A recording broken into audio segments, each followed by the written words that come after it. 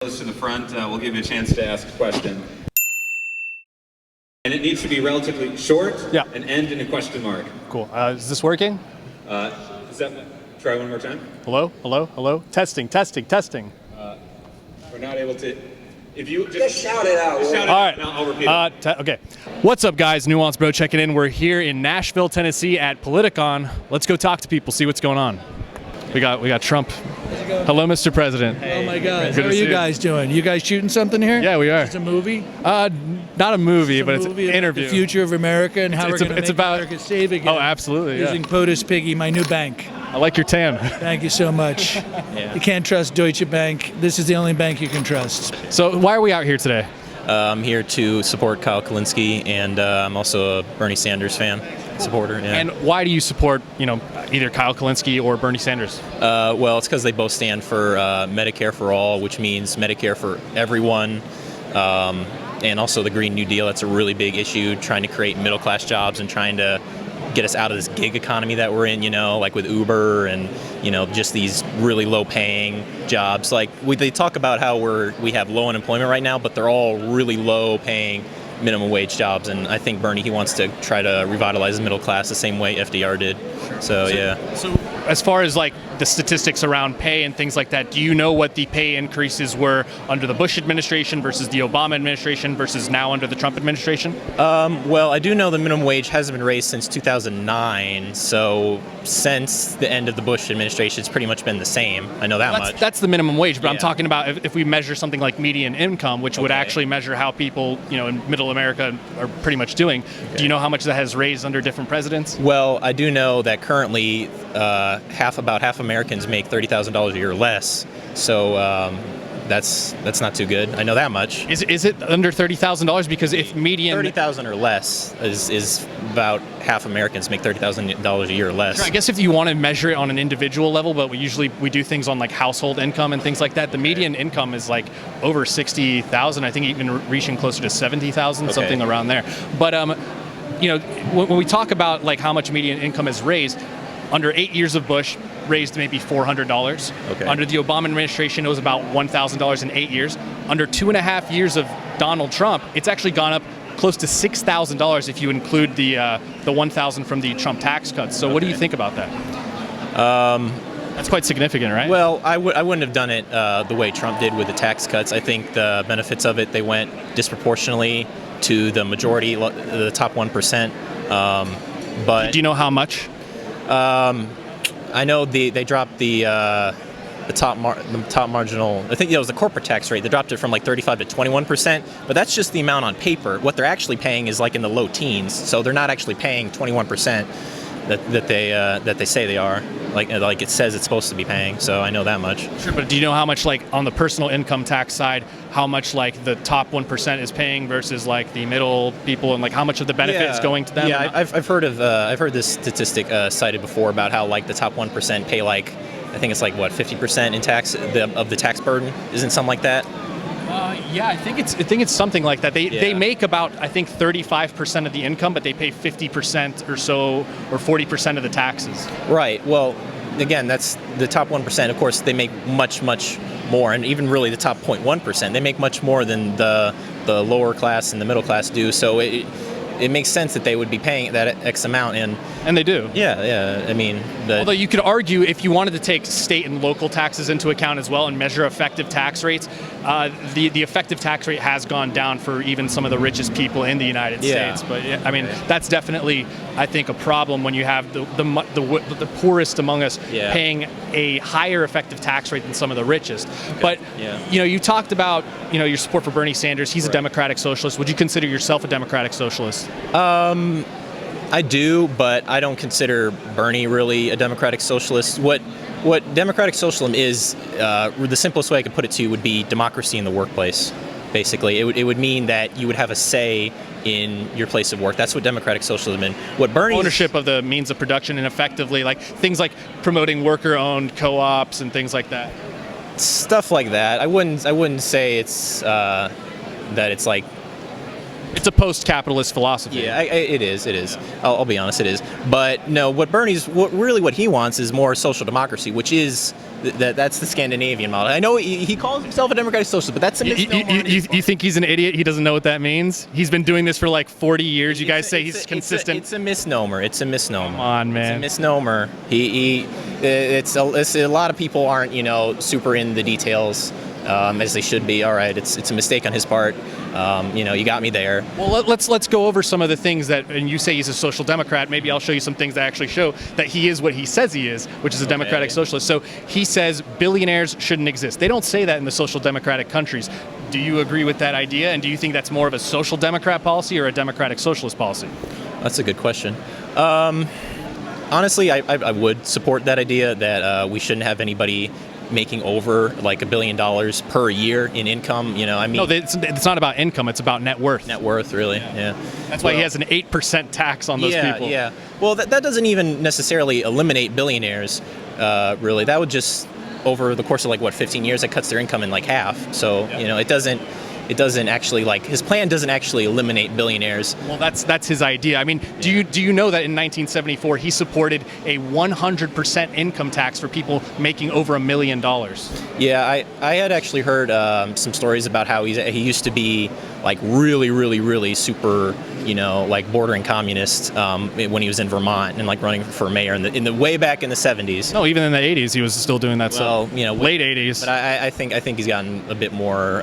You think he's genuinely changed on his viewpoints, or because it seems, even though you would think if he was way more radical, then he would get subsequently less radical. Yeah. But he was less radical in 2016 than he is today. He's actually coming out with more radical plans than he did in 2016. Don't you think? Well, I guess it would depend what you mean by radical. What 8% wealth tax that he didn't have last time. The billionaire shouldn't exist like he didn't have last time. Okay, well then, I guess maybe on that point he's kind of moved further left.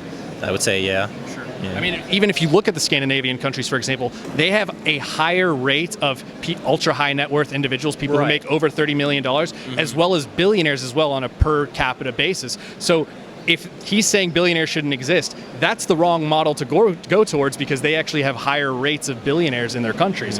So when you look at his plan, for example, if you look at his tax plan, they've measured his plan versus Warren's plan versus Biden versus Trump. And these are Bernie Sanders' people that he consulted for his tax plan.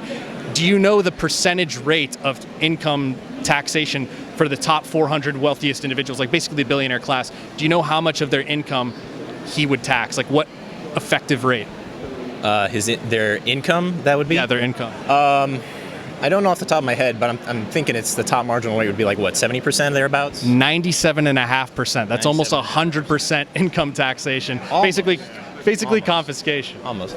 Well, what I would submit to you is, I know it's going to sound crazy, but when you have a high marginal tax rate on the CEOs and the people at the very, very top of the company, when you have a high marginal tax rate on those people, and there's historical precedent for this. If you look back during the golden age of economic expansion, during the middle of the 20th century, when you had high marginal taxes. Eisenhower. Right. 90%. Right. That actually it helped support and expand business, because instead of the people at top taking all the majority of the money, instead of them taking the majority of the money, they would find other ways, okay, I'll put it in my business. They wouldn't take such a big share of the money. I think in the... What was the effective rate back then? There was way more loopholes back then. Nobody paid 90%. It was about 40 something thereabouts. I don't know the exact rate. But that's the thing. The nominal rate, which is the amount on paper, it would be 97%, but really effective rate would probably be... I'm talking about 97.5% effective under Bernie Sanders. That's... Because it includes his wealth tax as well. On that. Okay, yeah. Yeah, and Warren is at 60%, so hers is actually more in line with the Nordic countries. But that's just the nominal rate. That's the amount that... that's effective. I'm not saying that's what they're not putting that as the marginal nominal rate. It's effective. Well, there's other deductions, there's loopholes, there's other... No, but they're taking all that into account. They're even taking into account the savings from the cost of healthcare in that analysis as well. Well, I think the big strategy that Bernie has going that I really like for him is, in politics, I think he understands that you're not going to be able to get everything that you want, right? What he's doing, I think, is he's shooting for the stars so that he can reach the moon, basically. don't think that I think he knows, he's been in this long enough to know that he's not going to be able to get every single thing that he wants, right? Everybody knows that if you've been in politics long enough. So he's setting himself up at this like really high standard, so that they okay, we won't do 97% tax rate, but how about 70%? So that's what he's saying, though. Yeah, but you know, I think it's a strategy. I actually disagree. I think you're saying he's shooting for the stars. I think he's actually rolling back a lot of what he actually believes to seem more moderate than he actually is. That's why he points to Norway and Sweden as these countries that he wants to model after, when his actual beliefs are not even close to what those countries believe. They are not democratic socialist countries. The democratic socialist parties in those countries get 6 to 8% of the actual vote in those countries. The social democrats are the ones who rule everything. They're closer to Elizabeth Warren, and even Elizabeth Warren is slightly a little bit more radical than they would like, at least her rhetoric in the primaries. I would disagree that Warren is really, she's probably the closest, at least compared to Bernie Sanders, to social democracy. I think that's what I'm saying. I think he goes a little bit further than the Scandinavian countries. Quite a bit. Yeah, that's what he should do, I think, in my opinion. But I think Warren is much closer to that because, like, her plans are basically Bernie's, but like half as much, basically. You know, that's how I feel about Warren. I appreciate it. Thank you. Later that same evening. What I'm saying is, if at Charlottesville, if he explicitly condemned racists and white supremacists, we would agree that's a good thing. The president should do that. His first reaction should have been that. His first reaction was good people on both sides. In the very same paragraph, good people on both sides is not condemning racism. There were no good people marching saying Jews will not replace us. Not one good person. Not one of those people was a good person. Not one of them. Not one. Now, if you read down 2 paragraphs, as he is saying that, he still said there were good people on both sides. What he's saying is, and you know it, and I know it. That's what he said. Well, I mean, good people on both sides. Let me ask it this way. Let me ask it this way. Let me ask it this way. Sure. Are people who are marching and shouting "Jews will not replace us"? Are they good people? I don't yes know, or no? I mean, just a yes or no question. Yes or no? No, it's a yes or no question. What a ridiculous question. Are Give me people? a break. You can boo me off. You know the reason. No, because are you able to answer the question? One conservative yes because or they know no? that it's a fair fight. Yes or no? Are people who are marching shouting "Jews will not replace us"? Nazis are bad. They Clay, good we people? agree. Nazis are bad. Okay. Can you say yes or no to this? Are you capable of that? I can. Hey Clay. Can you say yes or no to it? Let me ask you a question, Clay. I don't need to answer a question because I'm not on the stage. Clay, can you answer the question? Yes or no? You just asked me if Nazis are bad, and I told you Nazis are bad. No, I did not ask you if Nazis were bad. Of course you did. I asked you to say yes or no. Yes or no. And I understand those are big words. Really bad. Yeah, I think they're really bad. Are people marching saying Jews will not replace us good people? Yes or no? They're bad people, Clay. People who are Nazis are bad people, Clay. That's not what I asked you. I've answered this 5 times. No, you haven't. You've chosen to answer it the way you want to answer it. We'll go back in the tape later. You're rewording. You're rewording that I did. You're rewording. This is Clay, what you're doing right now is exactly what the mainstream media did to Trump at Charlottesville. It's the exact same thing.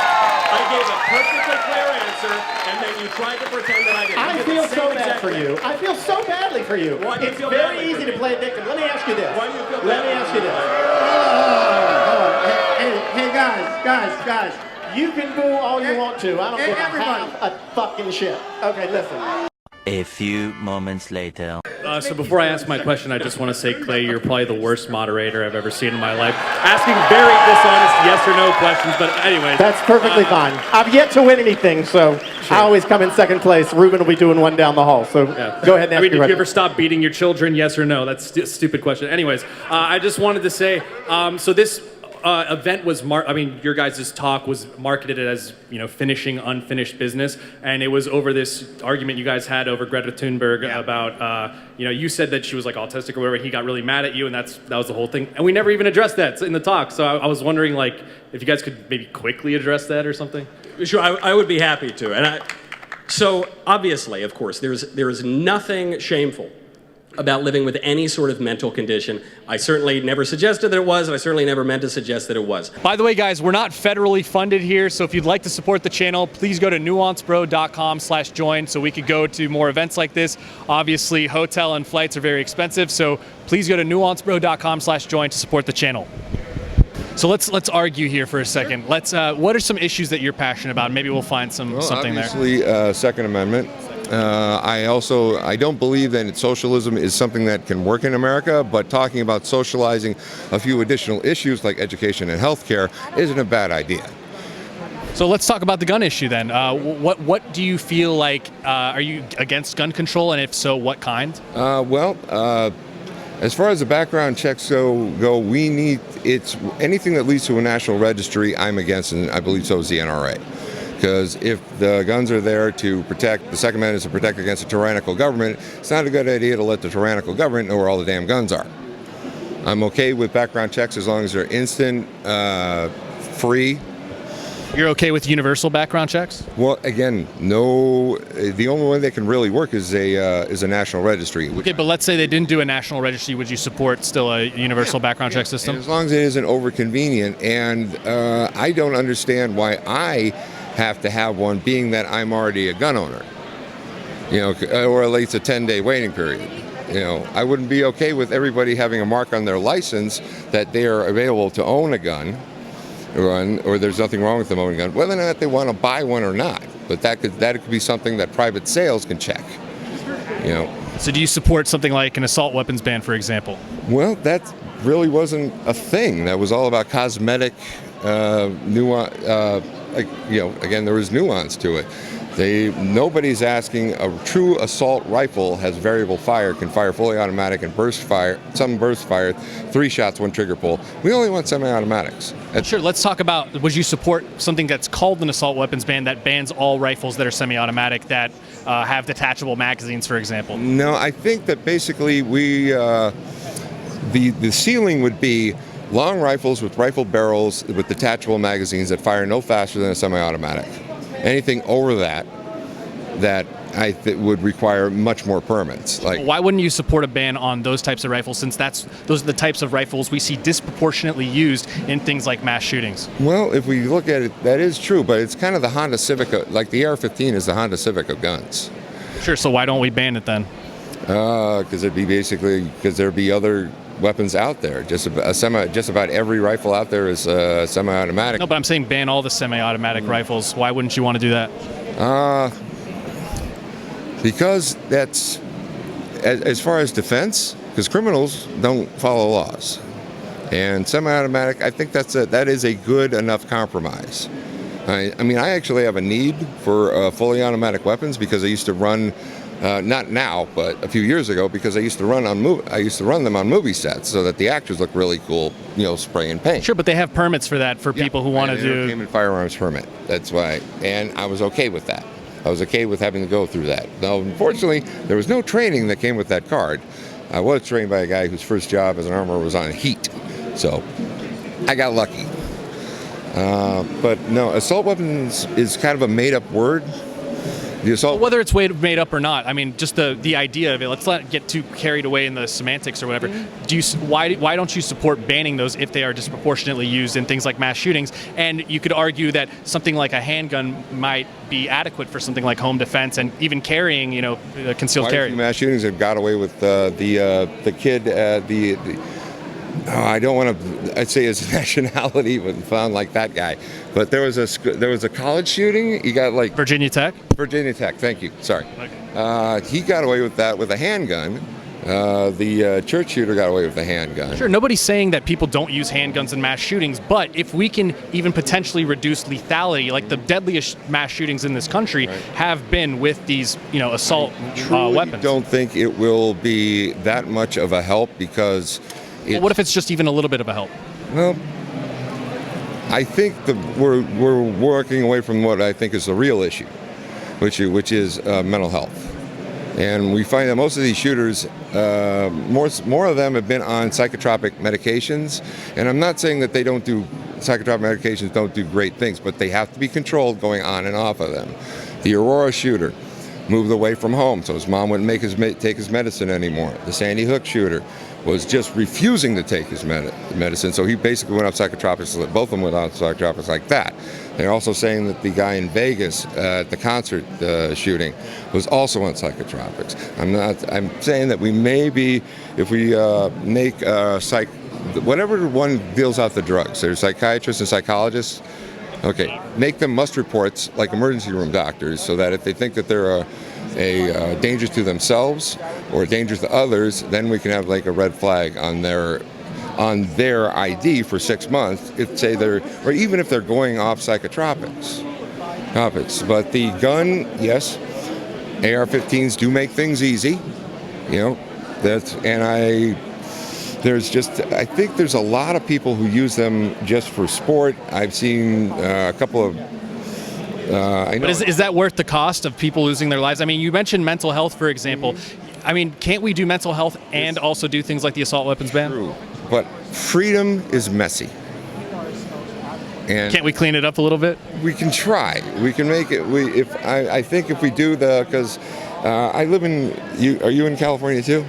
Yeah, because basically we have like the city of Compton and Santa Clarita have serious gang problems, and they have actual assault rifles, actual fully automatic assault rifles between two, and we don't see them flipping out going. Not really though. Like when the police confiscate guns, even from these gangs and stuff, the percentage of fully automatic weapons are so minuscule. Right. So doesn't that show that things like the actual gun control measures, like the National Firearms Act, that actually outlawed machine guns, doesn't that show that that could actually? I support that. I don't know, but doesn't that show that it could also work towards something like these assault weapons? Why does it work for machine guns, but it wouldn't work for assault weapons? Well, because that's just it. If you can see different semi-automatic weapons, which are just hunting rifles and things like that, that they're just what they are. I don't think it would help. I really don't. Well, why does it work for the machine guns, which we've banned? That's a gun control measure, and it got rid of them effectively. You never see mass shootings with machine guns. Right. But how come, why wouldn't that work with semi-automatic rifles? The reason that I brought up Englewood and Santa Clarita is because what's also in those neighborhoods is shitty health insurance. So when you're in the more affluent neighborhoods, the doctors are overprescribing these drugs to these kids. The mass shootings don't happen in those bad neighborhoods. That's as far as saying they're not going to doctors and getting overprescribed. Sure, but there's still tons of violence in those neighborhoods. It's just a different kind. But you can also label it like, if I would be for like ending the war on drugs and legalizing most drugs, because if Billy Bob steals Billy Ray's crystal meth, they can't go to the cops to get it back. It's not like a car. So if they could go to the cops, we wouldn't have violence, theoretically, less, nothing's perfect. Humans are still involved. Things are messy. Appreciate it. Thank you. Thank you, man. I'm not I don't consider myself a socialist. I consider myself a social democrat. Well, that's another interesting thing, because you call yourself a social democrat, so that means you want to model yourself out of more like the Scandinavian countries like Norway, Sweden, Denmark. But Bernie Sanders calls himself a democratic socialist. I love Bernie Sanders. I love him a lot, and I've been involved with the movement for 4 years. He should stop calling himself a socialist. But that's what he is, though. He's not a socialist. I mean, his you policies, sure about that? His policies are social democrat. No, they're not, though. You made a video on this too. Yeah, I did. I said that Denmark is not a socialist country, but here's the thing. Bernie Sanders is way more radical than the social democrats in countries like Norway, Sweden, and Denmark. Yeah. He actually believes, what is democratic socialism? It's a post-capitalist philosophy that believes in socializing the means of production, not necessarily through state ownership, which is more like communism, but even things like worker co-ops and having workers and consumers control the means of production. So what Bernie has called for, Bernie has not mandated that, every single business down the street are going to be owned by the workers. He has not yet necessarily, but he says things like billionaires shouldn't exist, right? In the past, he's also proposed things like 100% income tax on people who make over $1 million in income. That is totally in line, way more with democratic socialists. I totally believe the Bernie, and don't get me wrong, I believe the Bernie in the past, the college Bernie, the Bernie who was mayor of Burlington, that type of Bernie. Late 80s, that's not too long ago. That's not too long ago. That Bernie back then was definitely socialist. But the Bernie Sanders that we have right now, the policy decisions that Bernie Sanders is currently taking, the way I see it is social democrat. And I'll tell you why. So you originally mentioned he said that billionaires should not exist. That's a personal belief that he has, but in terms of policy, he's trying to implement that with policy, though. He has nowhere in the world are you going to see an 8% wealth tax. That is way more in line with democratic socialist philosophy. That is so incremental that it still wouldn't be enough to knock off billionaires. But even as far as income taxes are concerned, do you know how much that would be as far as an effective income tax rate on the top 400 richest Americans? It'd be 97.5%. That's basically 100%. It's still incremental over time, and it wouldn't eliminate. No, that's not an overtime thing. That's his policy. It would be basically almost 100% tax on the top 400 richest Americans on income. Yeah, which I still support. I know, but that's a still support democratic that. socialist position. That's not no social democrat.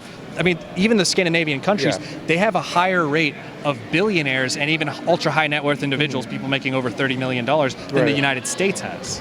That's actually something I wasn't aware of at all. So all of them actually, Denmark, Sweden, Norway, and if you take Scandinavia as a whole, they have like 2.1 billionaires, I think, per 1 million inhabitants versus 1.7 for the United States. Okay, that's actually interesting. I wasn't aware of that. But the main reason why I personally believe that Bernie is a social democrat is because when I look at so many different policies that he's trying to implement, he acknowledges a capitalist system and he allows the capitalist system to stay.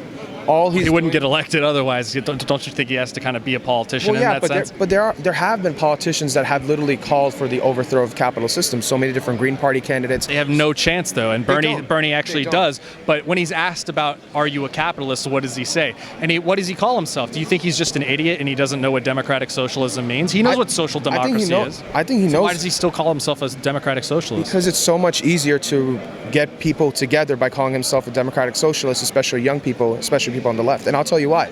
Trump has called himself a nationalist. He's called himself a well, I don't think he's called himself a national populist, but he's well embraced the title of nationalist. Now, obviously, he is a nationalist, but by saying something like a nationalist, you can mobilize a lot of people under that label. Same thing with the word socialism. Obviously, there may be a lot of people that are uncomfortable with the word socialism, and I used to be uncomfortable with the word socialism, and that was part of the reason why I didn't even look into Bernie Sanders. When I saw my term belt, that's when I looked into Bernie Sanders. But just it is a word that can really rile up a lot of people, especially young people, because they have been so fed up with the status quo and the system at hand that they know that that's an alternative for them. However, Bernie Sanders' many different policies are primarily social democrat, and the reason is because it acknowledges a capitalist system, but it's still implementing different regulations on its capitalist system. So universal healthcare in addition to a capitalist system. He wants to get rid of private healthcare options. That's what Medicare for All does. It gets rid of private healthcare options. Yeah. So it's not in addition. Yeah, but again, so let me just tie back to what I personally believe in, right? So I support a capitalist system. I support, the diner down the street to be privately owned by a small business owner. My family were small business owners, so I know what that is. But I think that there are certain things that should not be controlled within the private sector, and that are stuff like healthcare. That is stuff like our law enforcement. That's consistent with social democrat policies. Exactly. Yeah. And standards change over time. Now, obviously, I don't think that we should go all the way down and just let the government run everything. I do not believe in that. But I think that there are certain lines that have to be drawn, that this is what what should be given to the control of the government, and this is what should not be given to the control of the government. When we have something like healthcare, where pharmaceutical costs drive up, and we have the highest per capita cost for healthcare than any other country in the world. A lot of it has to do with our obesity crisis, though. That may be one of the factors, but so I used to intern in Capitol Hill in U.S. Congress, and this is something I actually learned by going to a big pharma hearing, is that the United States has the biggest private spending when it comes to healthcare than any other country in the world. So that's something that we don't take into account. When you're 55% at that private spending, and the private sector gets to decide those costs, that's a lot of the reasons that creates a lot of conflict. And in addition to that, for healthcare, why are people struggling a lot with healthcare? When I used to be in Medicaid, there was a lot of services that I could not receive because they rather preferred those private options rather than stuff like Medicaid. So it was very hard for me. As a matter of fact, when I was on Medicaid at the time, I had an ear issue, and literally the closest ear doctor was about a 2-hour drive away. And New Jersey's I'm from New Jersey. It's a very, very small state. So when you have so many issues like that, from pharmaceutical costs, from healthcare issues, and for me right now, I'm a teacher, but I chose to waive out of my employment insurance, and I'm not on Medicaid, so I'm currently uninsured because I know that per month I would have to pay around $700 something because of my healthcare premium costs. Yeah, let the government control my healthcare. when costs will drive all the way down. So yeah, it's when it comes to stuff like healthcare, I believe government should control it. But no, I don't think that the diner down the street or GameStop or my shopping mall should be run by the government. I'm completely against that. So you said he calls himself a socialist because it can help like rile up his base in a positive way. I think it's more of a political thing, in my opinion. But for the masses, if you're trying to run in a general election, for example, they've shown in polls that if you run a generic socialist candidate, it actually will make you lose the election against someone like Donald Trump by like 6 to 8 points. So, and you said it riles up young people like in a positive way, but young people don't vote, right? It's mostly the older generation people who would very disproportionately vote. So don't you want to kind of get that vote if that was the case? I think he knows what democratic socialist means. I think he's always pretty much been a democratic socialist. So I think that's why he says, I don't think he's an idiot. I think he knows what it means. And if you meant social democrat, I think social democrat's actually a more popular thing. I think Elizabeth Warren is probably more of a social democrat than Bernie is. So I'll tell you why I think that he's using the term democratic socialist now, aside from the polls that you just mentioned. I think that because right now we're in the primary stage. I personally think that even when he was outside of a primary for his entire Senate career, he's called himself a democratic socialist. Well, I mean, what did he have? What consequences did he have if he called himself by being called a socialist? Obviously, he called himself a socialist his entire life, but he didn't have to deal with stuff like running for president. Exactly, because he actually believes it. So I'm saying that's why he's actually a democratic socialist. But what I'm saying is that his policies right now are way moderate as compared to his views over time. He's become way more towards the center. So you think his platform in 2016 was more radical than it is today? Because he wasn't proposing a wealth tax back in 2016. He didn't say billionaires shouldn't exist in 2016. I'm not comparing. He's become more moderate since his last presidential run. So I'm not comparing towards the 2016 election. I'm comparing this back to his entire overview as a person. Okay, but we have to compare it in the near term as well. If we're talking about like what he's calling himself and why, and you're saying he's getting less radical over time, but he was less radical in 2016 than he is now. So isn't that more of an indicator that he is more of a democratic socialist than a social democrat? Because that's what he calls himself, man. Let's believe him. I guess I see what you're saying. Yeah, I definitely can. And yeah, comparing 2020 to 2016, he's definitely become more radical. But I just think that it's not radical enough to be considered a socialist. Yeah. I appreciate it, man. Thank you. For sure. Thank you so much. Yeah. I love this conversation. Close to the front, we'll give you a chance to ask a question. And it needs to be relatively short and end in a question mark. Cool. Is this working? Try one more time. Hello? Hello? Hello? Testing. We're not able to. If you just shout it out. Shout it out, and I'll repeat it. Okay. Just to know before we start this video, the microphone wasn't working, so the rest of the audience didn't hear my question, and I had to yell out my question and follow-ups. So just take that for what you will. So, Sean, I know you support the troops and everything. I think the troops get a really bad deal. A lot of people lie to them. But in 2009, when you were talking about waterboarding, you said that you don't believe it's torture, and you promised that you would get waterboarded for the troops and do a charity for that, but you never did it. You're for torture, right? I am for enhanced interrogations. I don't believe waterboarding is torture. But you don't believe it's torture. Have you ever been waterboarded? No, but Ollie North has, and I talked to him about it. And would you consent to be waterboarded so we could get the truth out of you? Yeah, sure. We can waterboard you? Sure. Or are you busy on Sunday? I'll do it for charity. I'll let you do it. I wouldn't do it. I'll do it for the troops' families. Do it. Are you going to get waterboarded for the troops and their families and donate that money to charity? Okay, so the question is related to the troops and waterboarding. I love your little talking point. Let me tell you what I did do for the troops. You promised. What are you talking about? Including Nashville. I partnered with more country music stars. We did more concerts. We raised millions and millions of dollars for scholarship funds for the troops, and I'm proudly donated. I like to keep my donations private. The answer to your question is, you can take your Keith Olbermann talking point and you were the one who promised it. I don't believe waterboarding is torture. And I'll tell you one other thing. There were 3 people that had enhanced interrogations. One of them was Khalid Sheikh Mohammed. The only reason we ever got bin Laden is because Khalid Sheikh Mohammed was waterboarded.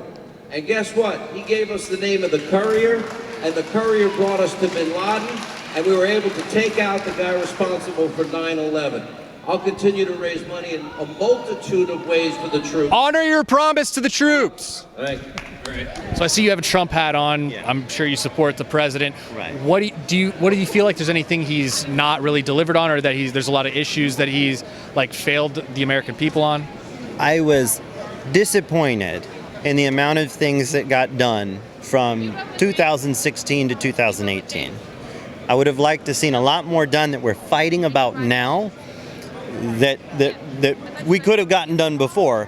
When there was like a majority in both houses. Right, but we kind of dragged our feet on it, and at the time he was dealing with Mitch McConnell and the rest of them. He still deals with them now, but the House is a bigger problem at this point, and we could have done a lot more back then.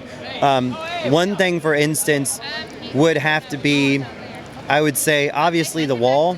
We had a lot more freedom to get the wall done back then, and he didn't make it a priority, which I found it weird after 2018. Now it's a priority. But understanding politics, I can understand that's a pretty good election chip to use in 2020. I get that. And other presidents do it. He's going to do it too. I don't like it, but that's just how the game is played. Sure. So, I mean, we talked about the Syria, pullout earlier, and you said you weren't like totally sure about that whole situation. The rationale was we shouldn't be having these like sort of troops in the Middle East get us out of these wars. But then he moved like 2,000 troops into Saudi Arabia. Yeah. What are your thoughts on that? Is that a move that you support? I personally wouldn't. I don't know why.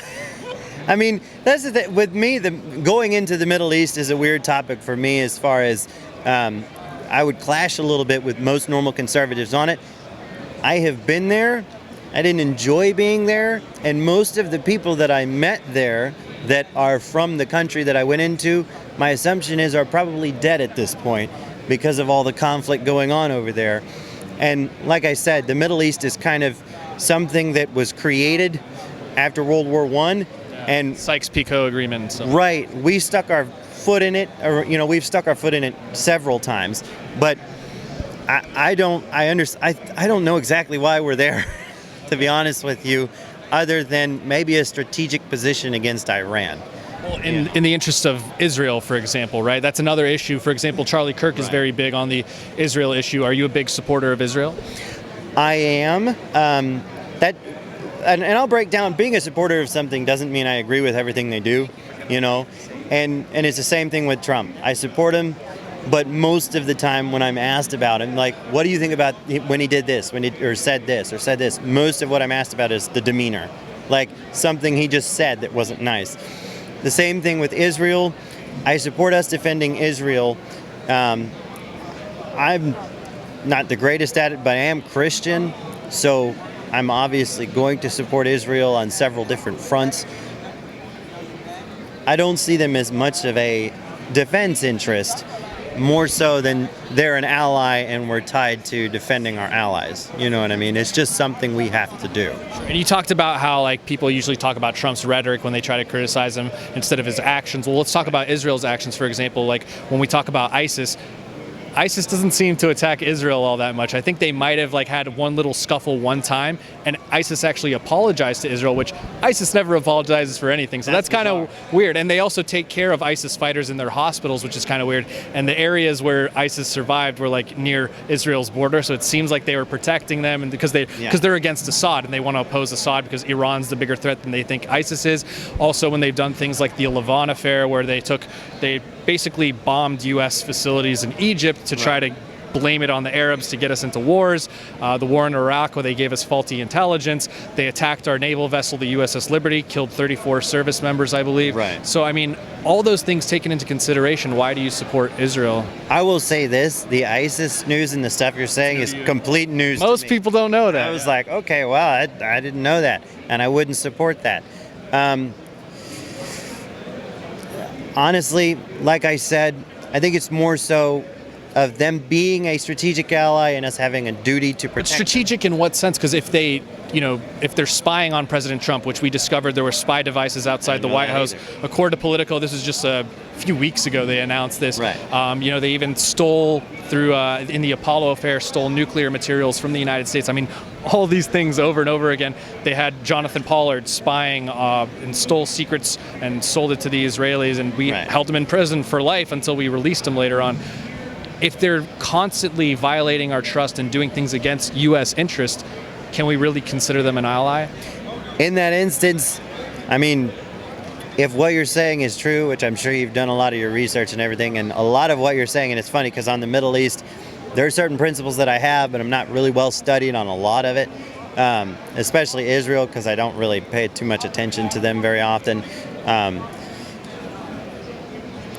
I would support a lot of that stuff. The other thing I would say is that, and this is not defending any of those actions, but I would say that the idea that our allies that we have in other parts of the world don't do some of those things would be silly, because I believe that they do as well. Maybe not to the same extent, Not to the same extent, or not some of the same things, but I don't think that any of these countries act perfectly towards us. No, being a world power makes us a gigantic target, even for those people that would be called our allies.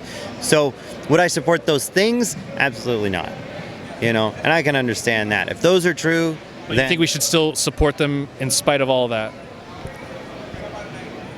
Honestly, I'm I'm kind of more of I'm focused on America, really. Foreign policy is not my strength. All right, guys, so as you can see, that was quite a long video. It was around 40 minutes or so, and that was even after I cut some of those interviews. I couldn't do them the full length. I mean, some of those interviews were over 20 minutes long, and as you can see, I only included 4 interviews. I only did 5 in total at Politicon, so all those interviews are going to be available in full on my website, nuancebro.com. So if you'd like to join and see those videos, nuancebro.com/join. And that's the end of the video, guys. I hope you liked it. Don't forget to like, comment, and subscribe. Social media links are in the description box below, as well as merch. And I'll see you next time, bro.